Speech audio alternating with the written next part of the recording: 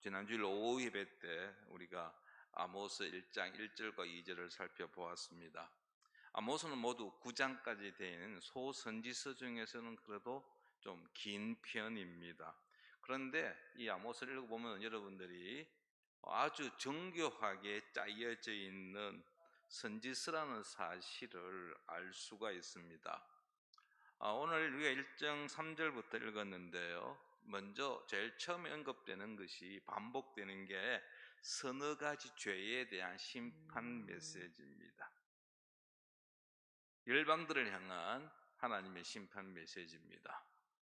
그리고 유다를 끝으로 해서 그 다음에 이스라엘로 들어가는데 이 이스라엘 향해서는 구체적인 심판 설교가 나오는데요.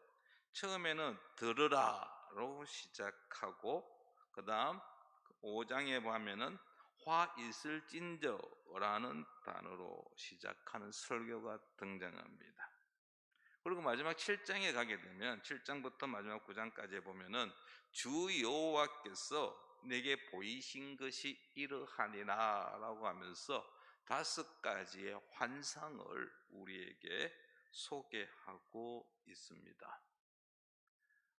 지난 주일날 제가 언급했듯이 아모스는 북이스라엘을 대상으로 한 하나님의 심판 메시지라고 이야기를 했습니다.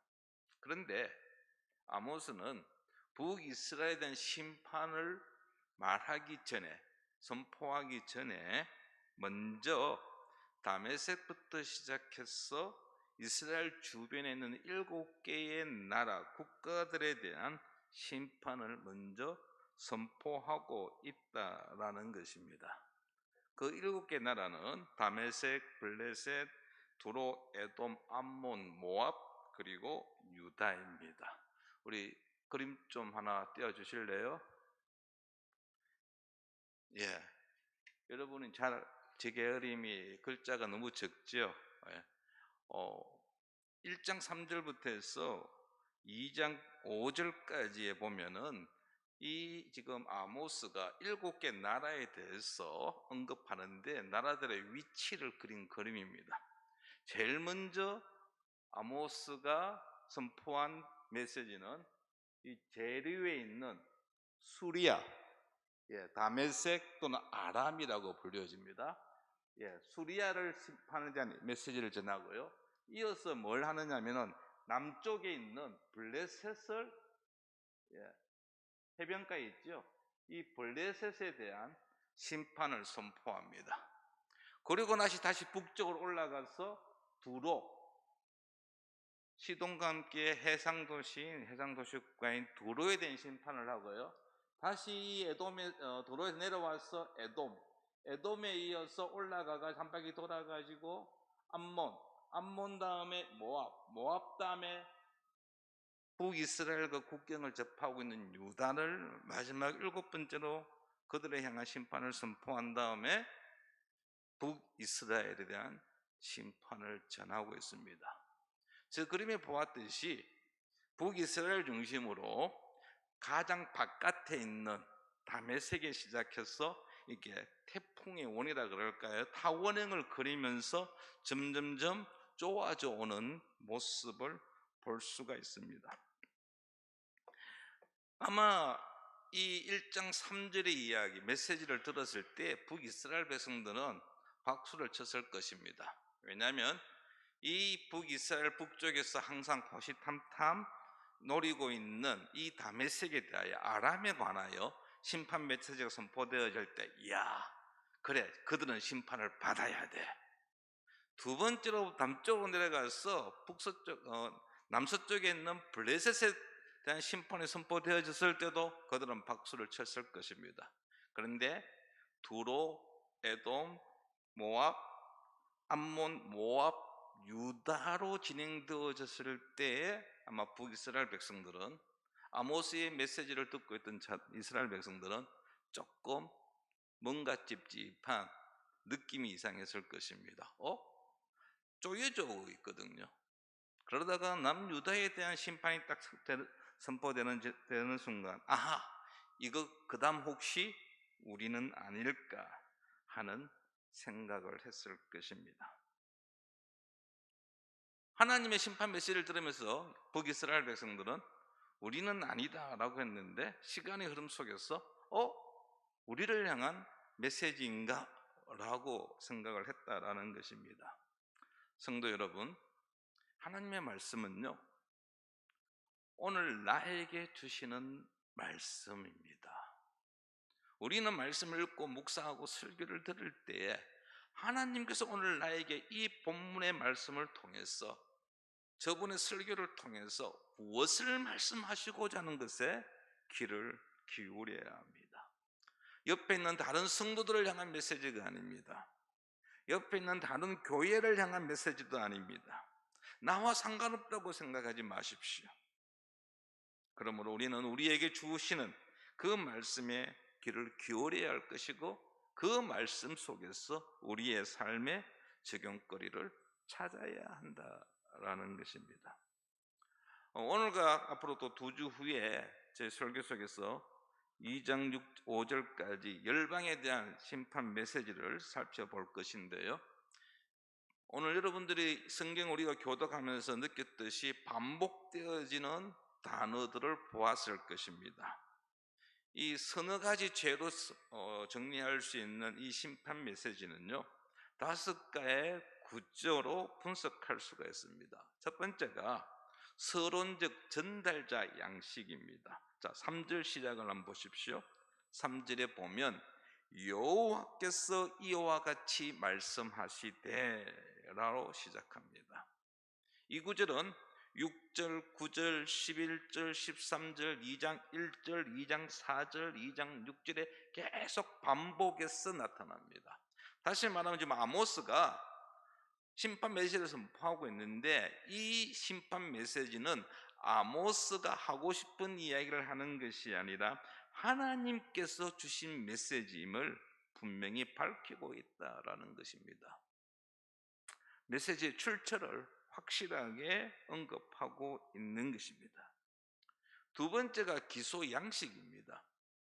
죄를 검사가 재판정에서 탁 할 때 보면은 이 사람의 죄는 이렇습니다 라고 하는데, 3절 말씀 보면은 뭐뭐의 서너 가지 죄로 말미암아 라고 되어 있죠. 뭐뭐의 서너 가지 죄로 말미암아 내가 그 벌을 돌이키지 아니하리니 라고 되어 있고요, 마찬가지로 이 구절은 6절에 가서도 똑같이 반복되고 있다는 것입니다. 이 서너 가지 죄라고 했는데요, 정확하게 번역하면 3가지 그리고 4가지 죄입니다. OR이 아니고 AND입니다. 3가지 죄가 있고 4가지 죄가 있다. 따라서 합하면요 모두 몇 가지 죄지요? 7가지의 죄입니다. 7이란 완전수입니다. 다시 말하면 하나님께서 이 열방들, 북이스라엘 주변에 있는 나라들 하나씩 이제 심판을 선포하시는데요, 그들의 죄가 꽉 찼다라는 것입니다. 그래서 하나님께서 그들을 심판하시는 것입니다. 아모스는 그들의 지은 많은 죄들 가운데 다 언급하고 있는 것이 아니라 1가지 내지 2가지만 언급합니다. 이유는 그들을 향한 심판이 목적이 아니기 때문이죠.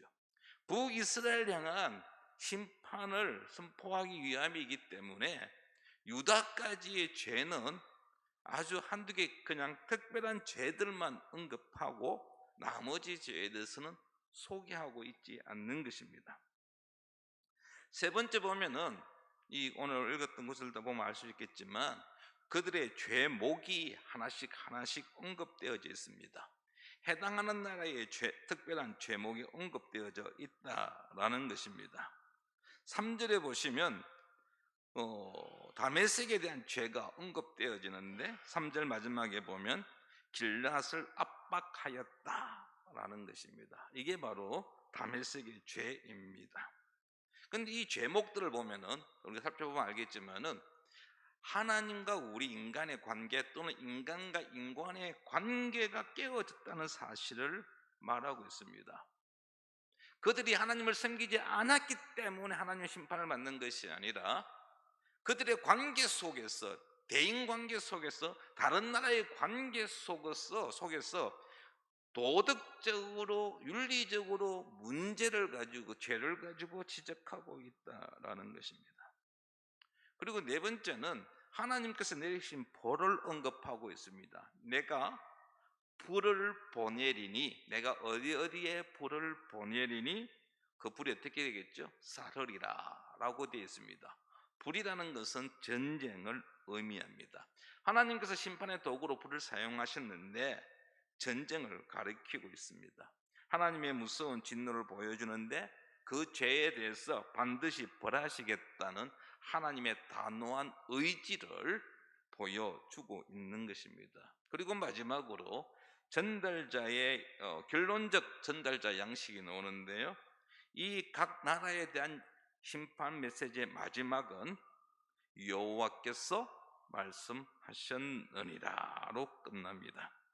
5절에 보시면 마지막에 여호와께서 말씀하셨느니라. 그러니까 시작할 때 여호와께서 이와 같이 말씀하시되 하고 마지막에 가서 여호와께서 말씀하셨느니라 라고 하면서 지금 아모스는 자기가 선포하는 이 심판 메시지가 하나님께로부터 나왔음을 다시 한번 확인시켜 주고 있고, 자기가 선포한 이 메시지의 권위를 다시 한번 보여주고 있다라는 것입니다.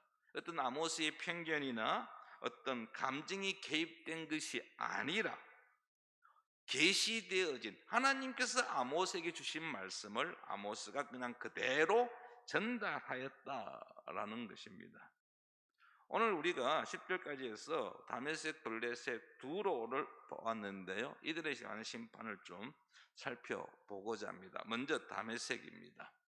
다메섹은 아람의 수도입니다. 그래서 오늘 읽었던 3절에서 5절까지 그 내용인데요, 5절에 보면은 아람 백성이라는 단어가 나오죠. 그러니까 다메섹이 아람이고 아람이 곧 다메섹입니다. 이 아람에 대한 다메섹에 대한 심판의 예언은 이 아모스뿐만 아니라 이사야와 예레미야 49장에서도 볼 수가 있습니다. 자, 3절을 다시 한번 보십시오. 이제 구체적으로 하나씩 살펴보겠는데요, 이 3절에 보면 여호와께서 이와 같이 말씀하시되 다메섹의 서너 가지 죄로 말미암아 내가 그 벌을 돌이키지 아니하리니 이는 그들이 철 타작기로 타작하듯 길앗을 압박하였음이라 했습니다. 다메섹의 죄는 길앗을 압박했는데 마치 무엇처럼? 철 타작기로 타작하듯, 쇠로 만든 타작기입니다. 도리깨라고 여러분 생각하시면 됩니다. 곡식을 거두어 가지고 그 알들을 이렇게 팍 파헤칠 때 이 타작기라는 것은 이 쇠 같은 것을 다 이 널판지에다 박아 가지고 짐승으로 쫙 끌고 나가면은 그 끌고 나가는 그 타작기에 의해 가지고 이제 알곡들이 떨어져 정리를 하는 것이죠.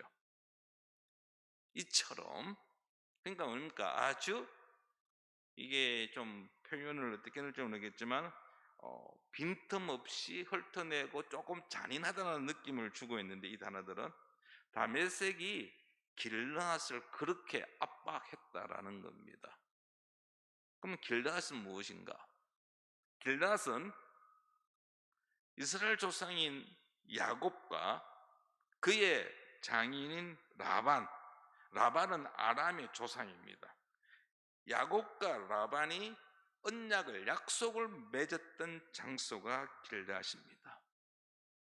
야곱이 라반의 집을 떠나서 다시 이 가나안 땅 돌아올 때에 라반이 추격을 하게 됩니다. 그래서 그들이 만났던 곳이 길르앗입니다. 그리고 그곳에서 협정을 맺습니다. 라반과 야곱 사이에 협정을 맺는데 우리 서로 이 경계선을 넘어가지 말자. 그리고 그 경계선에 돌무더기를 쌌습니다.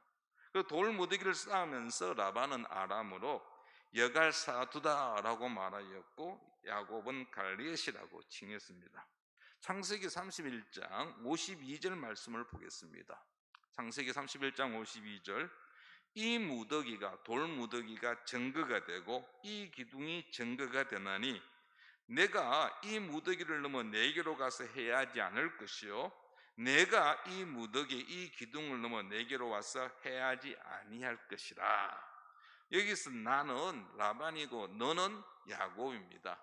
야곱아, 라반이 이야기합니다. 야곱아, 우리 이제 서로 다투지 말자. 서로 자기 영역 가지고 지키고 서로 넘보지 말자라고 약속을 했습니다. 그런데 다멜섹이 아람이 이 약속을 깨뜨렸습니다. 길랏을 침범했다라는 것이죠. 우리 개역 개정판에서는 길랏을 압박하였다라고 되어 있는데요. 이 히브리 성경, 우리 구약성 히브리 아닙니까? 이걸 헬라어로 번역한 성경 중에 70인역이라는 성경이 있습니다. 이스라엘 백성들이 이 헬라 자기들의 후손들에게 헬라어로 된 성경을 넘겨주기 위해서 번역한 성경이 70인역인데 이 70인역에 보면 보다 구체적으로 이렇게 언급하고 있습니다. 그들이 길랏 사람들 중 임신한 여인들을 쇠톱으로 톱질했기 때문이다 했습니다. 여러분, 임신한 여인들을 쇠톱으로 톱질했다. 얼마나 잔인한 행위입니까? 자기들 주어진 걸 만족하지 아니하고 약속을 깨뜨리고 길랏까지 넘어왔어. 그냥 군인을 죽였다는 게 아니에요. 임신한 여인을 그 배를 톱질했다라는 것입니다. 그래서 하나님께서 이 다메섹을 향하여 심판을 선포하고 있습니다. 그게 4절과 5절이죠. 내가 하사엘의 집에 불을 보내리니 베나닷의 궁궐들을 사르리라. 내가 다메섹의 빗장을 꺾으며 아웬 골짜기에서 그 주민들을 끊으며 벳 에덴에서 규 잡은 자를 끊으리니 아람 사람 백성이 사로잡혀 기르에 이르리라. 여호와께서 말씀하셨느니라. 여기 하사엘 벤하닷이라는 이름이 등장하는데요, 아람 왕들의 이름입니다. 이 하사엘의 집에 불을 보내고 벤하닷의 궁궐을 태우겠다라고 지금 말씀하십니다. 궁궐은 어느 집보다도 안전한 하나의 요새입니다. 그런데 그 요새를 하나님께서 불로 심판하시겠다라는 거죠. 전쟁을 통해서 이 아람을 다메섹을 멸망시키겠다라는 것입니다.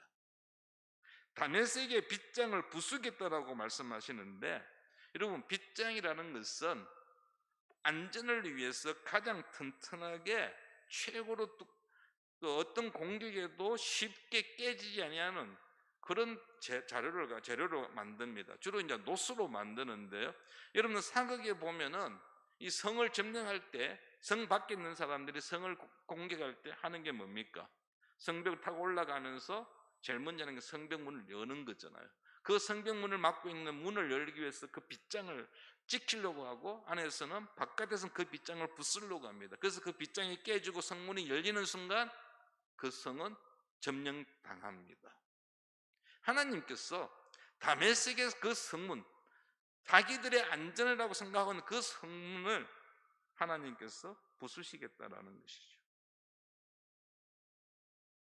성문의 빗장마저 부러뜨린다는 것은 그들의 최종적이었던 보호막을 하나님께서 무너져 내리고 그 도시를 함락하겠다라는 것입니다. 이 말씀은 결국 하나님의 심판을 피할 수 있는 것은 하나도 없다라는 것을 의미합니다.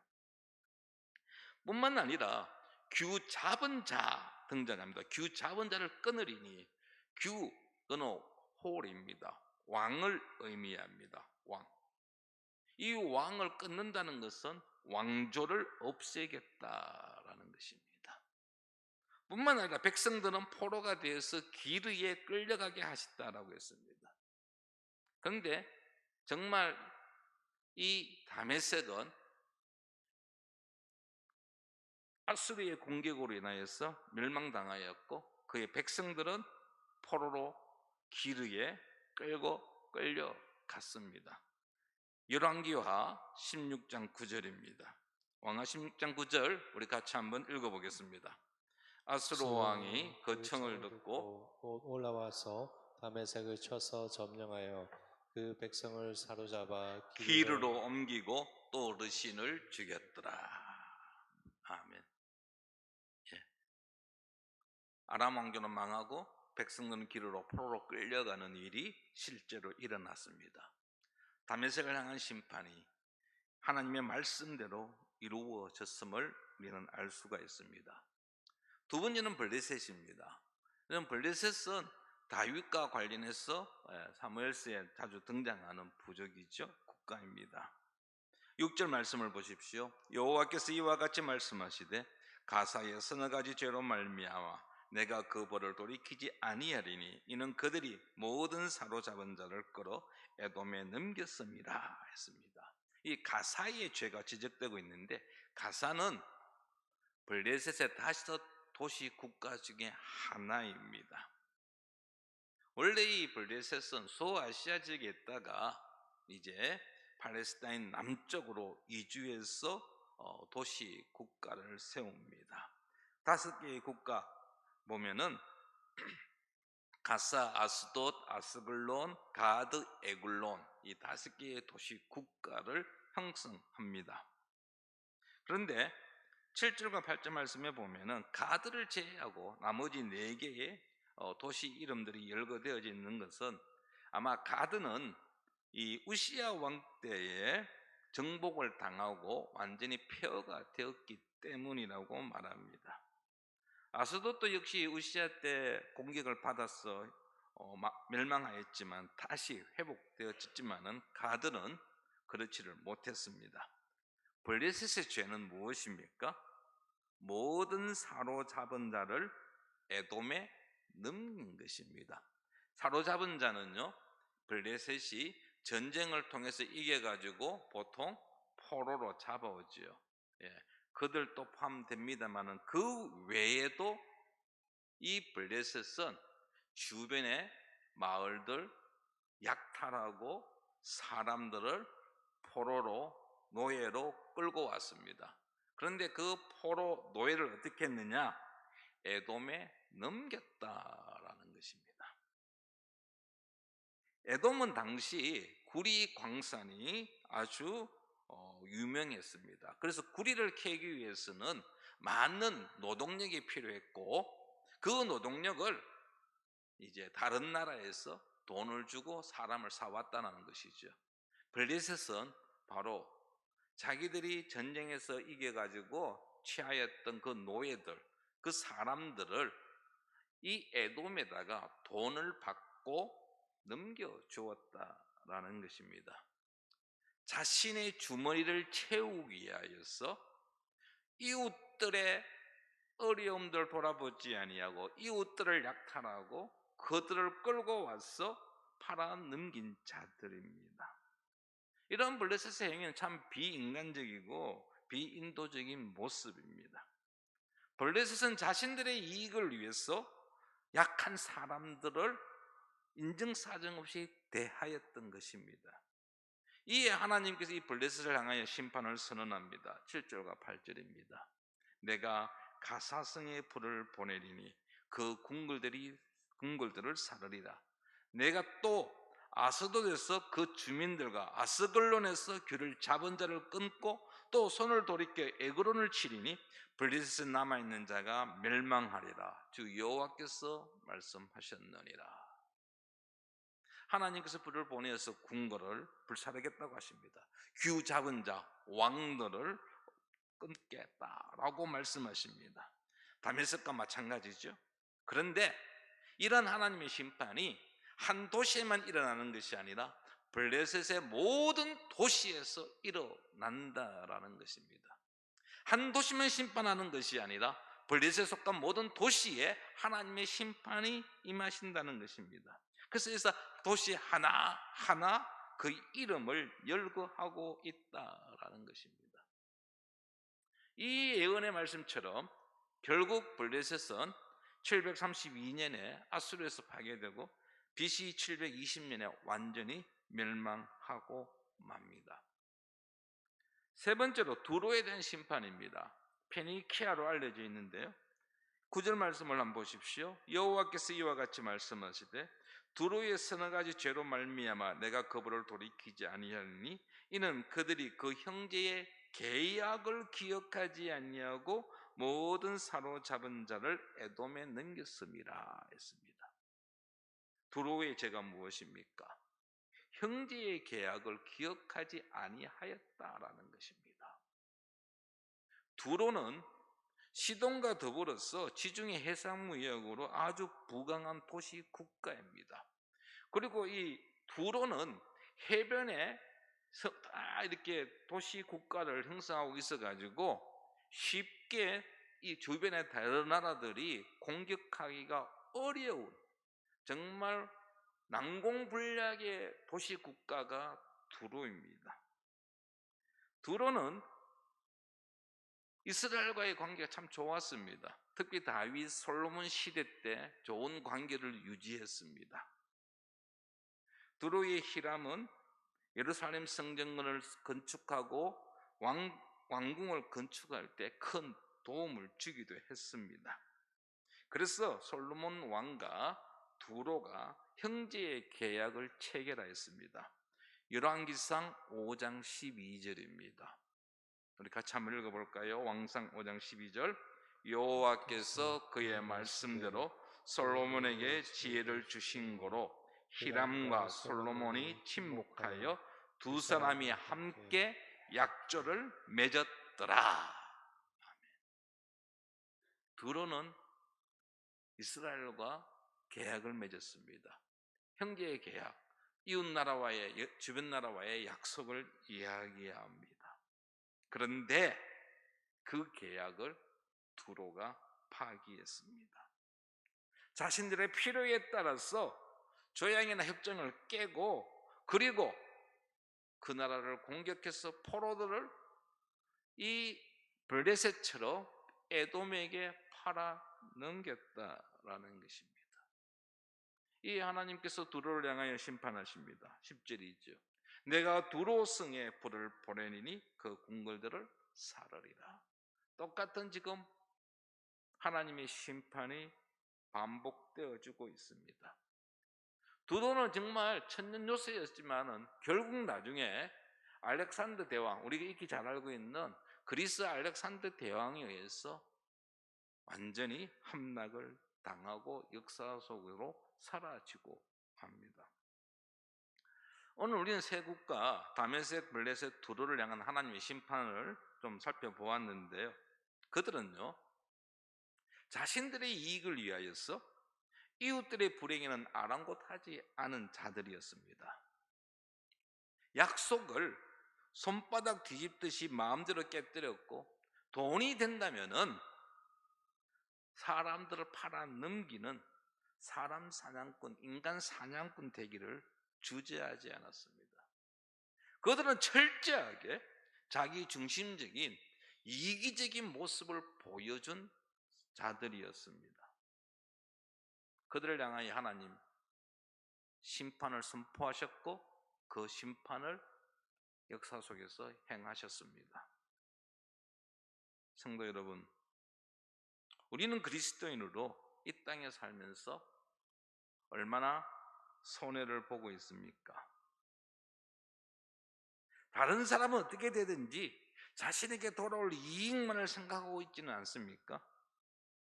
이웃이 잘 되는 것을 배합하며 어떻게 해서든지 손해를 보지 않으려고 애쓰는 일들은 우리는 하지 말아야 할 것입니다.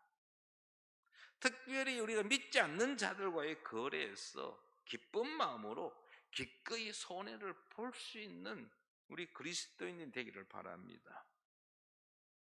신실한 그리스도인이 되기를 바랍니다. 약속했으면은 그 약속을 지키려고 힘쓰고 애쓰는 우리가 되어야 한다라는 것입니다. 하나님은 신실하신 분이십니다. 하나님은 약속하신 바를 반드시 이루시는 분이십니다. 하나님께서는 오늘 우리가 보았듯이 이 세 나라 심판을 선포하셨고 그 선포하신 대로 이루어진 성취하신 하나님이십니다. 그렇다 한다면 우리가 하나님의 백성으로서 어떻게 해야 할까요? 그 약속을 지키려고 하니까 조금 나에게 해가 되고 손해가 되기 때문에 어떻습니까? 그 약속을 파괴해야 할까요? 아닙니다. 우리 역시 이 믿지 않는 자들 속에서 살아갈 때에 신실한 자로 인정받아야 할 것입니다. 어떠한 약속도 지키는 우리들이 되기를 바랍니다. 우리 교회 안에서만 신뢰받는 것이 아니라 교회 바깥에서 믿지 아니하는 자들 속에서 인정받고 신뢰받는 그리스도인의 모습이 우리에게 있어야 할 것입니다. 우리가 교회 안에서 참 신앙생활 열심히 하고 하나님 앞에 헌신하는 모습 좋습니다. 근데 그 헌신이, 그 충성이 교회 바깥에서 우리의 삶의 현장 속에서도 이루어져야 합니다. 믿지 아니하는 자들 속에서 그리스도인으로 인정받는, 신실한 그리스도인으로 인정받는, 저 사람은 믿을 수 있는 사람이야, 저 사람은 신뢰할 수 있는 사람이야, 그런 평가를 받을 때에 우리의 삶을 통하여 하나님의 나라가 회복되어지게 되고 수많은 사람들이 하나님 앞으로 돌아오는 놀라운 역사가 일어날 것입니다. 교회 안에서뿐만 아니라 교회 바깥에서도 그리스도인으로 당당하게 살아가며 하나님 이름을 드러내는 우리 모든 성도들 되기를